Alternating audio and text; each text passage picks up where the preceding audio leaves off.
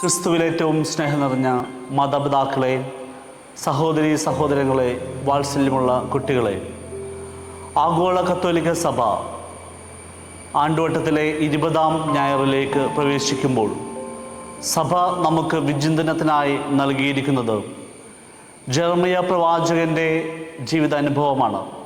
ജെറമിയ പ്രവാചകൻ അസാൻമാർഗിക ജീവിതം നയിച്ച, ദൈവത്തോട് അവിശ്വസ്തത കാണിച്ച ഇസ്രായേൽ ജനത്തിൻ്റെ പാപത്തിനെതിരെയും ഭരണകർത്താക്കളുടെ തിന്മകൾക്കെതിരെയും ശബ്ദിക്കുമ്പോൾ ജെറമിയ പ്രവാചകനെ ചെളി നിറഞ്ഞ പൊട്ടക്കിണറ്റിലേക്ക് കയറ് തൂക്കി ഇറക്കുമ്പോഴും ജെറമിയ പ്രവാചകനിൽ ദൈവത്തോടുള്ള വിശ്വാസത്തിൻ്റെ തീ എപ്പോഴും ജ്വലിച്ചിരുന്നു.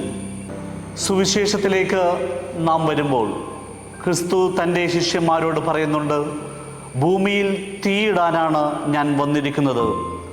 വചനമാകുന്ന തീ ലോകം മുഴുവനിലേക്കും വ്യാപിപ്പിക്കുവാൻ വേണ്ടി കർത്താവായ യേശു ക്രിസ്തു തൻ്റെ ശിഷ്യരോട് പറയുന്ന വലിയ സത്യമാണ് ഇത്.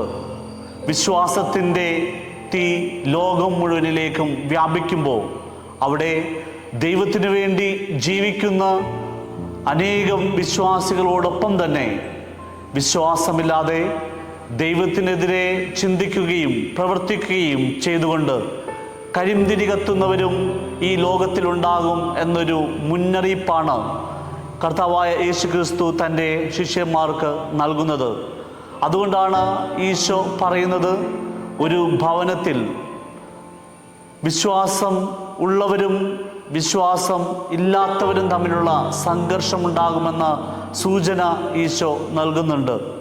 വിശ്വാസം ഉള്ള മാതാപിതാക്കൾക്ക് വിശ്വാസമില്ലാത്ത, ദൈവവിചാരമില്ലാത്ത മക്കൾ ഉണ്ടാകുകയും അങ്ങനെ വിശ്വാസം ഉള്ളവരും വിശ്വാസം ഇല്ലാത്തവരും തമ്മിലുള്ള സംഘർഷം ഉടലെടുക്കുകയും ചെയ്യുമെന്ന ഒരു സൂചന സുവിശേഷത്തിലൂടെ ഈശോ നൽകുന്നുണ്ട്. പ്രിയമുള്ളവരെ, വിശ്വാസത്തിൻ്റെ നാൾവഴികളിലേക്ക് നാം തിരിഞ്ഞു നോക്കുമ്പോൾ ദൈവത്തിനു വേണ്ടി, ക്രിസ്തുവിന് വേണ്ടി തീയായി മാറിയ അനേകായിരം വിശ്വാസികൾ, വിശുദ്ധർ നമുക്ക് മുൻപേ തീജ്വാലയായി തെളിഞ്ഞു നിൽക്കുന്നുണ്ട്. അവരുടെയൊക്കെ ജീവിതം ക്രിസ്തുവിന് വേണ്ടി സമർപ്പിച്ചതിൻ്റെ പേരിലാണ് അവർ തീയായി മാറിയത്. ആ തീജ്വാലയുടെ പ്രകാശത്തിലാണ് നാം ഓരോരുത്തരും എന്നും ജീവിക്കുന്നത്.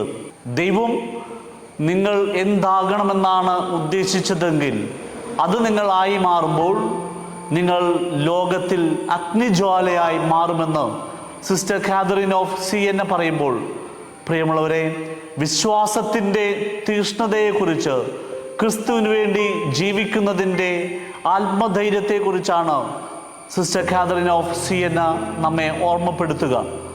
ക്രിസ്തുവിന് വേണ്ടി ജീവിച്ച് തീജ്വാലയായി മാറിയ അനേകായിരമുണ്ട്. ഏറ്റവും ഒടുവിലായി ഒരുപാട് കുറ്റാരോപണങ്ങളുടെ നടുവിലും അന്യായമായി തുറങ്കലിൽ അടക്കപ്പെട്ട, ഛത്തീസ്ഗഡിൽ അറസ്റ്റിലായ സിസ്റ്റർ വന്ദന ഫ്രാൻസിസ്, സിസ്റ്റർ പ്രീതി മേരി എന്നിവർ ക്രിസ്തുവിന് വേണ്ടി അഗ്നിജ്വാലയായി മാറിയവരാണ്. വിശ്വാസത്തിന് വേണ്ടി അഗ്നിജ്വാലയായി മാറിയവരാണ്. പ്രിയമുള്ളവരെ, നാം ഓരോരുത്തരും ചിന്തിക്കേണ്ടത്, നമ്മുടെ വിശ്വാസത്തിൻ്റെ തീജ്വാല എത്രമാത്രം പ്രശോഭിക്കുവാൻ നാം പരിശ്രമിച്ചിട്ടുണ്ട്. വിശ്വാസമാകുന്ന അഗ്നി നാം എത്രമാത്രം കത്തിജ്വലിപ്പിച്ചിട്ടുണ്ട് എന്നാണ്. ഒന്ന് തിരിഞ്ഞു നോക്കിയാൽ നമുക്ക് മനസ്സിലാകും. ദൈവം നമുക്ക് നൽകിയ സാധ്യതകൾ, ദൈവം നമുക്ക് നൽകിയ കൃപകൾ, ദൈവം നമുക്ക് നൽകിയ അനുഗ്രഹങ്ങൾ, ഇതിനൊക്കെ അനുസരിച്ച് നമുക്ക് ജീവിക്കാനായിട്ട് സാധിച്ചിട്ടുണ്ടോ? ദൈവം നൽകിയ കൃപകൾക്കനുസരിച്ച് ജീവിക്കുവാൻ നമുക്ക് സാധിച്ചിരുന്നുവെങ്കിൽ സിസ്റ്റർ കാതറിൻ ഓഫ് സിയന്ന പറയുന്നത് പോലെ തീയായി മാറുവാൻ, ക്രിസ്തുവിന് വേണ്ടി ജ്വലിക്കുന്ന അഗ്നിയായി മാറുവാൻ നമുക്ക് ഓരോരുത്തർക്കും സാധിക്കുമായിരുന്നു. ആയതിനാൽ കർത്താവായ ഈശോയെ, എന്നെയും അങ്ങ് നൽകിയ അഗ്നി, തീ ജ്വലിക്കുവാൻ, വിശ്വാസത്തിന് വേണ്ടി, ക്രിസ്തുവിന് വേണ്ടി ജ്വലിക്കുന്ന തീയായി മാറുവാൻ അനുഗ്രഹിക്കണമേ എന്ന് ആത്മാർത്ഥമായി നമുക്ക് പ്രാർത്ഥിക്കാം. ദൈവം നമ്മെ ഓരോരുത്തരെയും അനുഗ്രഹിക്കട്ടെ.